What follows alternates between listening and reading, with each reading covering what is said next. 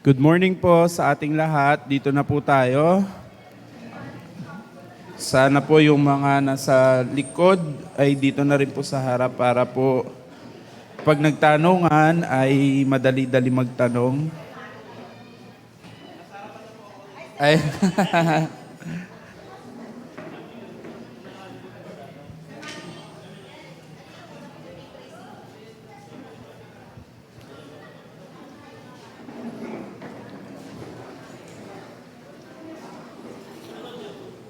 okay po. Start na po tayo kasi may mga fellowship pa para po makadire-diretso na po tayo ng mga gawain. May nagpi-feedback. Kuya B. Hello. Check. Okay. Sige po. Review lang po tayo. Quick review. Lesson 1 po natin is... Ano po lesson 1 natin? Sige po. Upo na po muna lahat. Lesson 1 po natin in discipleship. Who is God? Who God is and who God is according to them and according to my personal perspective. Sino nga ba ang Diyos? And lesson 2 po natin na sinubukan po nating simulan last week at itutuloy po natin ngayon at susubukan din nating tapusin ay, ano po ang title ng ating lesson 2? Nag-uusap. Ano po yung lesson natin?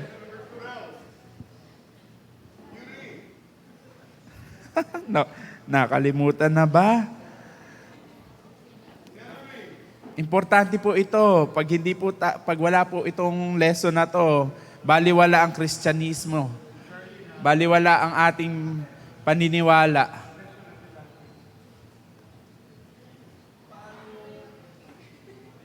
Nagbasa po tayo ng mahabang chapter, isang verses from Matthew 27, tas tinuloy po natin in Matthew 28. The Great Commission. Hindi. Nakalimutan na. Napaka-importante po nito when it comes to Christianity. Because if we will not be founded, if we will not be firm in this teaching, in this lesson, baliwala po yung ating pinaniniwalaan. Paano mong patutunayang buhay ang Diyos or the resurrection or the resurrected King? Okay? Paano ba natin didepensahan, paano natin tatayuan na buhay yung Diyos na pinaniniwalaan natin? Okay? Yun po yung lesson 2. Kasi nung unang lesson, sino ba yung Diyos nyo?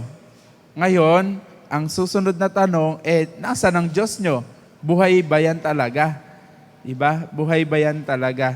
Where are the evidence? Where are your pieces of evidence na magsasabing buhay nga ang Diyos ninyo? Kaya po tayo nagbasa ng mahabang basahin from Matthew 27 down to Matthew 28. That chapter. Okay po?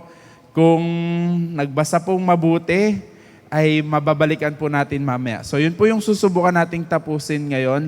The lesson 2, the resurrection of Christ or the resurrected King. Bakit po ba natin to kailangan pag-usapan? Anong importansya nito sa pagiging Kristiyano natin? Bakit kailangan tong alam ng bawat anak ng Diyos? Let's bow our heads before God. Father, we thank you. We thank you that we are alive today. We thank you that we can go over again your words. We pray that you will quicken our spirits, our minds. I pray, God, we pray that you give us a heart of understanding and a mind that is quick to recall, quick to remember, God, whatever we will be discussing. God, put everything na pinag-uusapan namin since the lesson 1 up to the lessons to come. God, I pray that you will put in our hearts the desire to treasure everything. Put in our minds also the desire to recall, to put into remembrance everything. Lord, thank you sa katotohanan na anumang salita mo na maidi-discuss, anumang salita mo that will be launched, it will not return to you void. It will not return to you empty. So God, let the purpose of your words accomplish its purpose today. Be with us, God. Holy Spirit, be with us. Be our teacher. Let your presence be so evident in our midst. In Jesus' name we pray. Amen. Bakit importante ito sa pananampalataya natin? So duduluhan na po natin yung lesson natin. Kapag po ang ating pananampalataya ay hindi natin itatayo, hindi natin isasandig, hindi natin lalakaran na yung Diyos na atin pong pinaniniwalaan, sinasamba, pinaglilingkuran, minamahal, ay buhay, baliwala po yun. Love the Lord your God with all of your heart, with all of you. Magmamahal ka ba ng patay? Let me bluntly ask you that question. Meron po ba dito magmamahal ng patay? I'm not discarding yung mga ako namatayan na ako. Namatayan na ako ng nanay. I'm not discarding yung namatayan ako ng kamag-anak. Siyempre mahal ko 'yon, no? But what I'm saying is now that you are alive, and you will give out, magbibigay ka ng pag-ibig, pagmamahal, will you give out your love sa isang patay?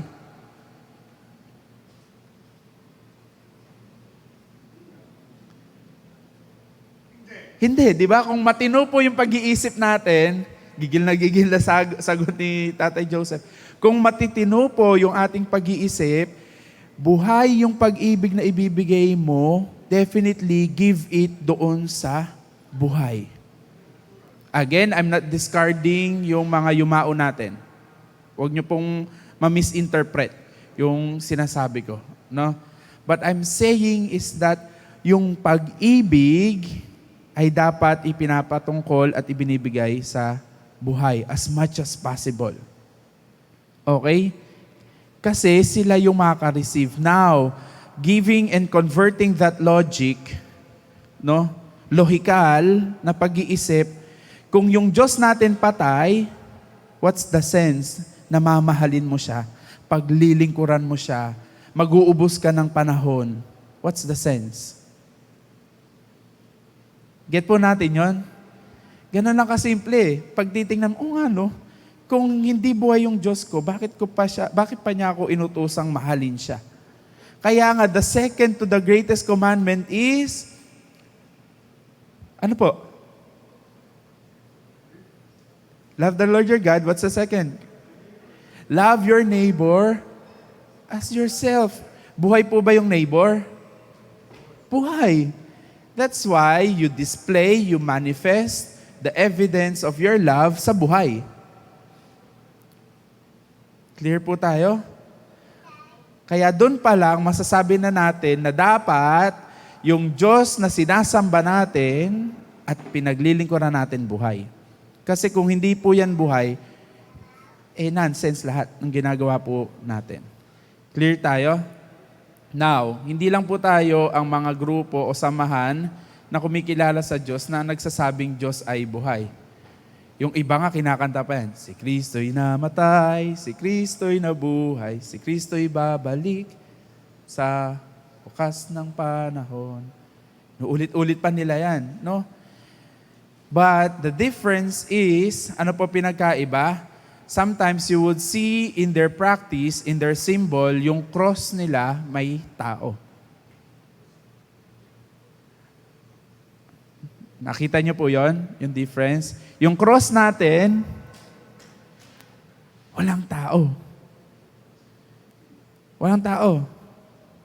Because our God, the Christ, the risen Christ is not on the cross anymore, not in the tomb anymore, wala na sa libingan, He is risen. At nagpakita siya sa mga disipulo niya for 40 days before the ascension. Ulitin ko po, ganun po kahalaga itong lesson na to.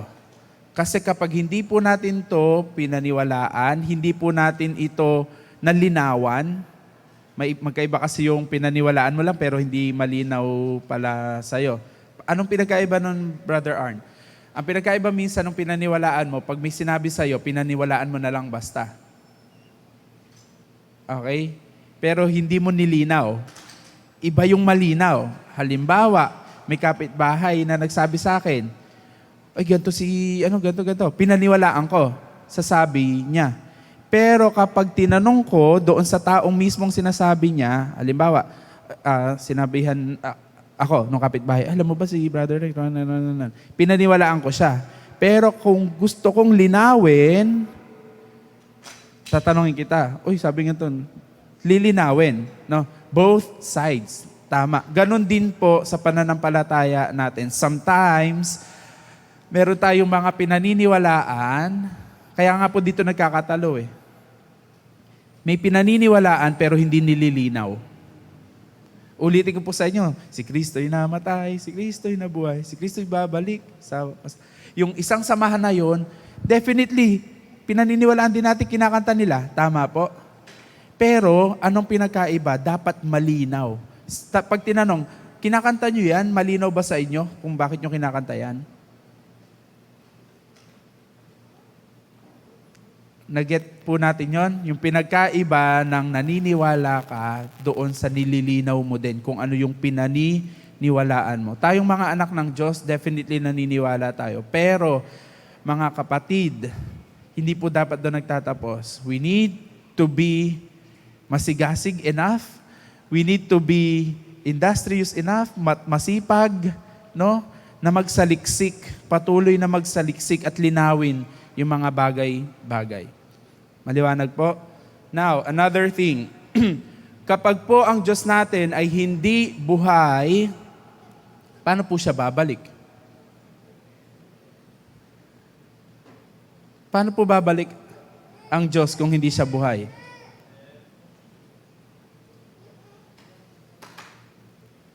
Na-imagine niyo po? Paano babalik ang Diyos kung hindi siya buhay? Pangatlo, kung hindi buhay ang Diyos natin, hindi mo siya mararanasan ngayon. Up to now, hindi mo siya mararanasan. Kasi hindi buhay eh. Get po natin yon? Now, we'll dig deeper. Kaya po mahalaga yung lesson na to, lalo sa mga anak ng Diyos. Dapat alam mong buhay ang Diyos mo at kumikilos. Kasi pag hindi mo alam na buhay ang Diyos, diyan ka lagi mapapatanong, Lord, ba't ito nangyayari sa amin? Nasaan ka? Mapapakanta ka na lang ng natutulog ba ang Diyos? Diba? Pag hindi mo alam na buhay ang Diyos mo. Now, we need to clarify. Kailangan nating linawin yung mga ilang theory dun sa Matthew 27, Matthew 28. No? May mga ilan po kasing theory kung bakit daw nawala yung katawan ni Jesus. Una daw pong theory, hindi naman talaga na-resurrect si Jesus. Bagkos, kinuha daw ng mga disipulo yung katawan niya. Okay? Now, kailangan natin sagutin yun mamaya. Totoo ba yun? Pangalawa, hindi naman daw nag-resurrect yung katawan niya. There's a theory na nag-faint lang daw, hinimatay lang daw si Jesus. Nag-faint. Tapos nung dinala na sa tomb, nagkaroon ng consciousness. That's another theory. No? And the third theory ay kinuha, itinago yung katawan niya ng mga Sadduceo, Pariseo, yung mga religious leader. Yun yung tatlong theory na kailangan nating banggain. First theory, sabi, kinuha daw po ng mga alagad, disipulo yung kanyang katawan. Paano natin babanggain yun? Paano natin lilinawin na hindi totoo yun? Sige po, may mic, nakita ko. May mic po dyan. Sinild na yung tomb ni Jesus Christ nung namatay siya, sa loob siya ng tomb. Tapos pinabantayan siya ng mga Pariseo para walang magnakaw sa bangkay niya. So, paano mangyayari na wala? Thank you po, Nanay Ana Flor. Very good. natandaan yung binasa natin. Meron pa po ba? Paano ba babanggain yung theory Doon nga na yun? sa sinabi ni Sister Ana Flor, di ba nga, ang duduwag din ng mga, Correct. mga alagad niya, noon ngang hinuli siya, nagkanya-kanya silang Correct. takbuhan doon pag gagawin nila. Yes. Meron pa po na masasagot? Kung bakit hindi siya totoo?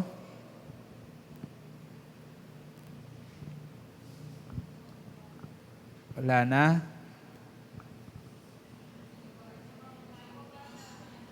Ayan, si CJ.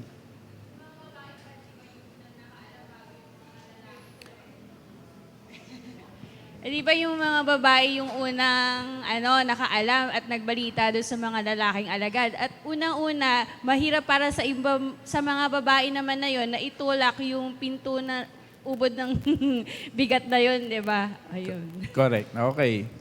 Meron pa? So, theory number 1 is wrong. Very good lahat ng sagot natin and biblical, no? Kaya yan po yung sinasabi nating nag-aaral, naghihimay at nililinaw, no? When we say naghihimay, you really need to make your imagination, na ilagay mo yung sarili mo doon. But sometimes you need to sanctify your imagination. Now, going back to the answers of Nanay Ana Flor, Ate Malu and CJ. Lahat po yon doon sa binasa natin in Matthew 27 ay tama. No? Paanong kukuhanin ng mga disipulo nakasilyado, gwardyado, kandado, di ba? At hindi din posible na mga babae dahil nga ang laki nung bato, no? At tama din si Ate Malu, paanong kukuhanin ng mga disipulo lahat sila wanted. Pag sinabi nating wanted, kung sino ang kasama doon sa grupo na yon, movement na yon, madadamay. And tama si Ate Malu, duwag lahat sila. Remember the scattering? Nung hinuli, lahat sila. Nagpulasan. To the point na si Jesus ay itinakwil. No, idininay ni Peter. So napaka-imposibleng mangyari nung theory number 1 na yung katawan ni Jesus ay hindi daw nag-resurrect bagkus kinuha ng disipulo. Hindi pwedeng mangyari yon. Get po natin yon? No? Kasi sa takot lang nila na madamay, hindi nila kukuhanin yung katawan ni Jesus. Clear po? Theory number 2. Ang sabi ng theory number 2 ay, ano po, kung nakinig? Hinimatay, no? Out of consciousness. Hinimatay lang daw si Jesus. Tapos, nung pinasok na sa tomb, nagising lang daw siya. O, tama. O, may naririnig na akong sagot dito. Si Nanay Ana. Thank you, Ate Malu. Talagang nag-a-assist sa akin yung naka-heels. Paano mahihimatay nakitang-kita na pinako, nilatigo, sinaksak sa tagiliran. So, paano nahimatay yun? Oo. At hiningi ng isang pariseo. Sige po. Ang katawan niya. Arimathea was a Pharisee who believed in the Lord. Hiningi ang katawan. Paano hiningi ang katawan kung buhay? Okay. Thank you po. Kayo po humingi ng katawan, di ba? Si Joseph. Meron pa po? Theory number 2. CJ. Bakit hindi totoo na hinimatay lang si Jesus? Hindi totoong hinimatay. Sa Bible nakasulat, di ba tinusok yung bandang dito niya sa tagliran. So yun pa lang, patay na yung isang tao kahit sino man yun, di ba? So Correct. mahihimatay ang isang tao doon sa pagkakatusok sa tagliran ni Jesus, di ba? Napaka-imposible. Correct. May sinasabi yata yung asawa. Meron ka ba sinasabi? Agree. Yun lang pala sinasabi. Pinapatay ang mga nakapako. To be sure, pupukpukin ang mga buto. Nung makita ng centurion na patay na, tinusok na lang para sigurado. Correct. So lahat po ay nasagot ng tama. In general, pag sinabi po kasi nating pinarusahan ka by the cross, it means death. Ang dulo talaga nun, death. Hindi ka pwedeng paparusahan ka na ipapako sa krus, tapos hihinga-hinga ka lang. Hindi. Ang dulo talaga ng parusang nila ay pag-cross, kamatayan. No? Kamatayan. And here's another thing. Kung i-imagine natin, o sige, hinimatay na lang siya. Paano siya makakalabas kung sinarado na yung... Na-imagine nyo po? So, pinasok ka na, o sige, hinimatay si Jesus, nasa loob, nakasarado na ng bato. Paano lumabas si Jesus? Sugatan. Paano pa niya yun ngang naglagay ng bato na yun? Wala namang sugat, malakas. How much more si Jesus? Paano siya nakaalis doon?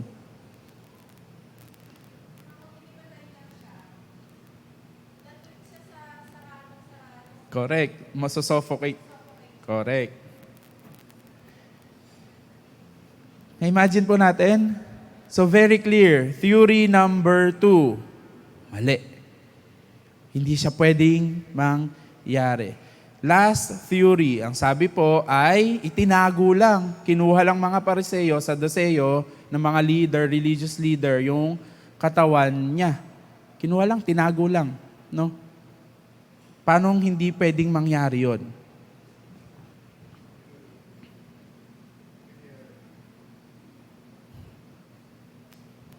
Sabi po kasi doon sa binasa natin noong nakaraan na, di po ba nagpaalam yung mga pariseo doon kay Pilato, kasama yung mga kawal nila, pagdating na doon wala sila nadatnan. So doon pa lang po na talagang hindi totoo na kinuha ng mga pariseo kasi even them, nakita po nila wala na yung katawan doon ni Jesus Christ. And di ba sabi, magkalat sila ng maling balita na kinuha lang ng mga alagad ni Jesus Christ. Yun po. Very good. Meron pa po? Wala na. Doon po sa binasa natin, tama si Kuya Rex, doon po sa binasa natin, magiging contradiction sa gusto ng mga Pariseo. Kaya nga, pinabantayan pa nga para hindi mawala. Hindi, kasi ang ano pa nga nila, ay, Poncio Pilato, nanakawin yan. Kaya pabantayan mo. Diba? Contradictory sa gusto nilang mangyari kung sila yung kukuha at magtatago ng katawan ni Jesus. Hindi pwedeng mangyari iyon. Kasi mas lalo silang malalatayan kapag tinago nila yon. According to Matthew 27 na binasa natin. Malinaw po tayo? So very clear, mga kapatid. Tapusin natin mabilis kasi meron kayong fellowship. At saka, wait lang. Meron tayo kasing level. Pero ngayon, gusto ko lang linawin, dapat lahat tayo malinaw na yung Diyos na sinasamba natin, pinaglilingkuran natin buhay. Kasi kung hindi siya buhay, patay tayo. Naget niyo yun? Kung hindi siya buhay, patay tayo. Ano ibig sabing patay tayo? We are blindly serving a God na hindi pala natin kilala, na hindi pala buhay. Thank you, Ate Malu. Tapusin ko lang yung mga statement ko, CJ. Kung siya ay hindi buhay, wala po tayong future. Wala tayong inaasahan. Para saan lang lahat ng ito? Para saan pa ang sinasabi ng Hebreo that your faith is the substance of what you are hoping for? Para saan pa yung statement niya na sinabing, ako ay babalik, ipaghahanda ko lang kayo ng matitirhan. Hindi kasi siya katulad ng statement ni MacArthur na I shall return. Natupad po ba? Natupad, no? Pero, natupad siya dahil si MacArthur nakabalik dahil buhay. Get po natin yon. The same thing, God is telling us, I will come back and I will return for you who believe in me. Kailangan linawin ko yon. No? Hindi kasi babalik ang Diyos para sa lahat. Babalik ang Diyos para sa lahat ng naniwala at nagtiwala sa Kanya. Linawin po natin iyon. No? And remember, here's another lesson, He will be coming not as a Savior because we are already saved. Para makuha po niyo yung logic. We are already saved. So, hindi na siya babalik as a Savior. Instead, He will come as the resurrected King who will judge. Ngayon, Savior natin siya. We are saved. Pagbalik niya, we don't need a Savior anymore. Magiging resurrected King na siya, and everyone, eto lahat, everyone will be judged. Whether you will be in life, eternal life, or eternal death. Whether you will be wheat or a trigo o a damo. Whether you will be a goat or a sheep. Sinabi ko na pala yun, no? Magkakaroon ng paghihiwalay talaga, ng separation. Magkakaroon talaga ng kung sino yung may tatak. So anong marka natin? Another lesson ulit po yung sinasabi ko. Idinudugtong ko lang para makita po ninyo. But now, the lesson 2 is, your King, my Lord, my Savior is alive. Dapat ganun po ang ating paniniwala. Okay? CJ. May dadagdag lang ako isang theory. Kaya lang, yung theory na to, hindi sila naniniwala kay Jesus. Okay, tama. Yung mga Muslim. Ang mga Muslim ay naniniwala na si Jesus ay babalik. Pero hindi sila naniniwala na si Jesus ay God. At ang isang theory nila ay hindi totoo yung storya ni Jesus na siya ay namatay sa cross. Bagamat gawa-gawa lang daw iyon. Pero naniniwala pa rin sila kay Jesus na babalik siya sa susunod, yung katulad ng nakasulat sa Revelation. Yun lang. Okay. So, naniniwala silang babalik para saan? Yun yung pinagkaiba. Ayun nga, yung sinasabi mo na dapat linawin mo kung Correct. ano ang iyong pinaniniwalaan. Correct. No. At paano magkakaroon ng linaw? Iba kasi yung reference nila sa reference natin. Okay? They are reading their Bible called Quran, and we are reading our Bible. So magkaiba talaga sila ng reference, kaya hindi magiging malinaw. No? Kaya din sa atin dapat malinaw. Sa kanila, babalik si Jesus bilang ano? Sa atin din, babalik si Jesus bilang ano? Kaya nga po sinabi sa inyo, babalik si Jesus bilang hari and judge. Now, He keeps on saving. He keeps on seeking the lost. Pero pagbalik po niya as a king, resurrected king. So that's our lesson 2. Quick and simple, unless may tanong po kayo, para hindi po masyadong ganong kalalim. Sa akin po, ganon lang siya kalinaw. Kung hindi buhay ang Diyos ko, bakit ko siya paglalaanan ng pagmamahal? Okay? Kung hindi buhay ang Diyos ko, bakit pa ako maglilingkod sa Kanya? Kung hindi buhay ang Diyos ko, wala pala akong hinihintay. Tanong po, so that you could have your fellowship. Dito po ang fellowship. Dapat, opo. Opo. Sorry, ito na nga po. Tanong. Makakasagot na po ba kayo if in case matanong kayong buhay ba ang Diyos mo? Pag kasi sinabi nilang buhay ang Diyos, manghihingi sila ng ebidensya. Yung physical. Ate Mean.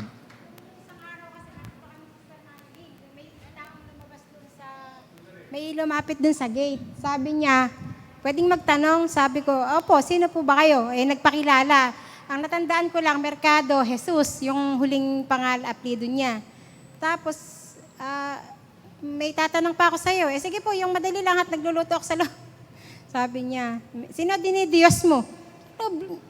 Gumanon, si Jesus Christ, bakit? Buhay ba yung dinidiyos mo? Sabi ko, opo. Nasan siya? Andun sa langit. Sabi niya, hindi mo ba alam na dito rin sa lupa may langit? Sabi na ako mismo sa sarili ko, naniniwala akong ang Diyos nasa langit at talagang buhay. Di ba? Nabuhay nga siya after ng 3 araw, di ba? Kaya yun yung talagang nag-i-stand tayo sa faith natin na ang Diyos ay talagang buhay.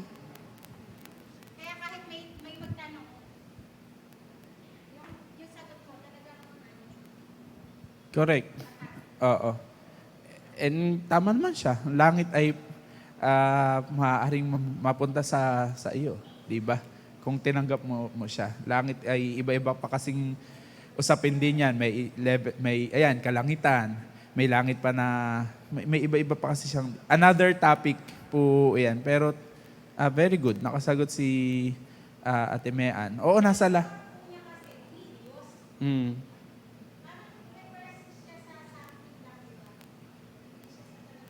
Tao, oo.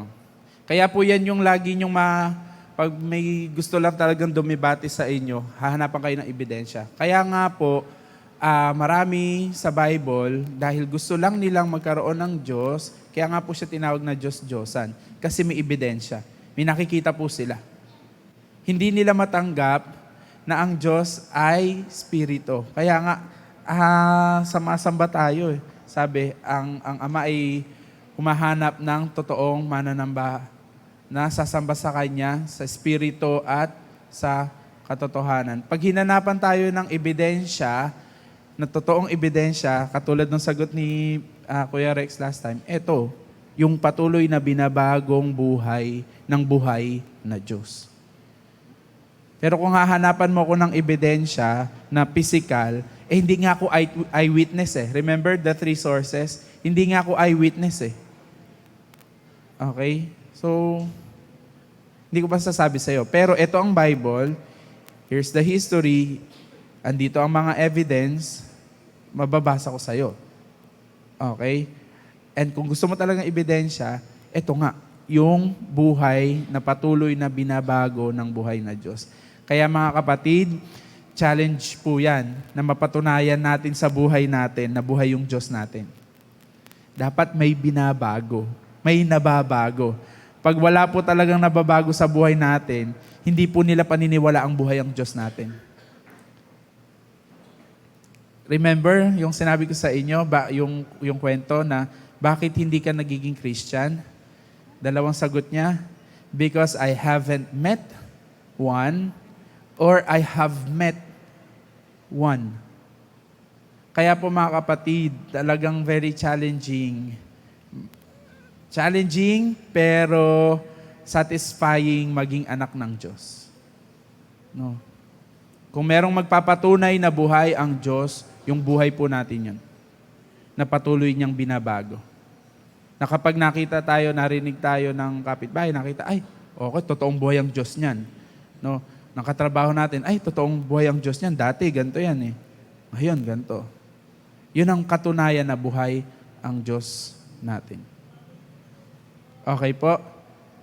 Kasi pag buhay, lumalago, lumalaki, umuunlad. Ang hindi na lang po lumalago, ang hindi na lang po lumalaki, ang hindi na lang po umuunlad, patay.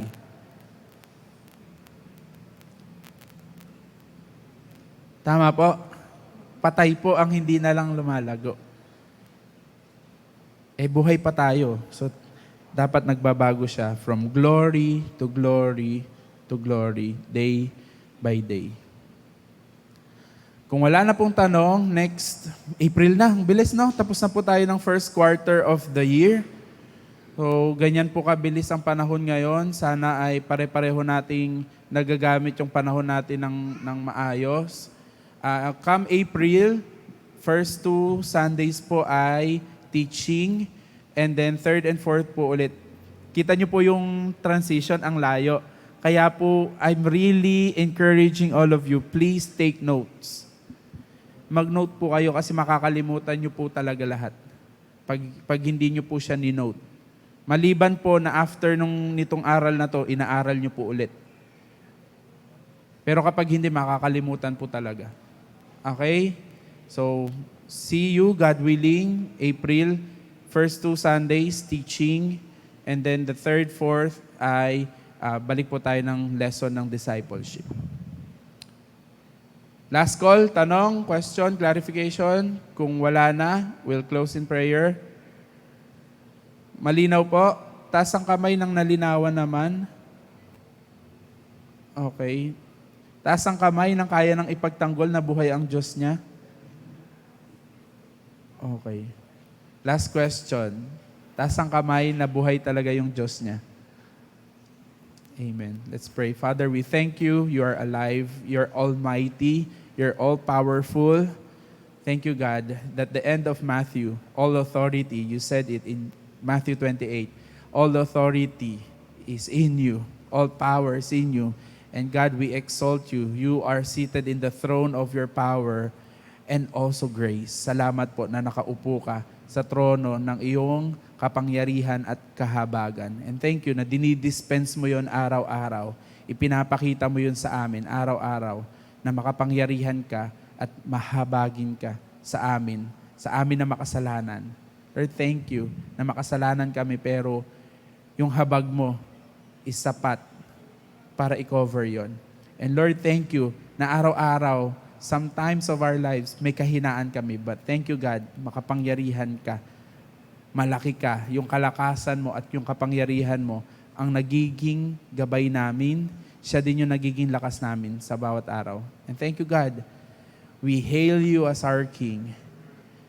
And we are awaiting, expecting for your return, God. At salamat may hinihintay kami. May hinihintay kaming buhay na Diyos. At salamat meron kaming pinaglalaanan ng pag-ibig namin, ng lakas namin, ng buong kami na buhay. Lord, I pray, patuloy mo po kaming palaguin, patuloy mo po kaming pagyamanin sa kaisipan, sa kaunawaan, Lord God, kung sino ka. And thank you, God, that you are mysterious. Salamat na mahiwaga ka. Salamat na hindi ka naaarok ng aming munting isipan. But thank you, sa kabila ng hindi ka namin naaarok, pero you are revealing yourself. Patuloy mo pa rin pinapakilala yung sarili mo sa Kanya na patuloy na nagsasaliksik ng buong puso. Thank you, God. And I pray for this congregation, for this group, God. I pray the desire to really search more of you in their lives, in our lives, God. Hanggang sa matanyag ka, hanggang sa ikaw yung lumaki sa buhay namin. We give you back all the glory because glory belongs only to you, not to us, God. In Jesus' name we pray. Amen. God bless everyone.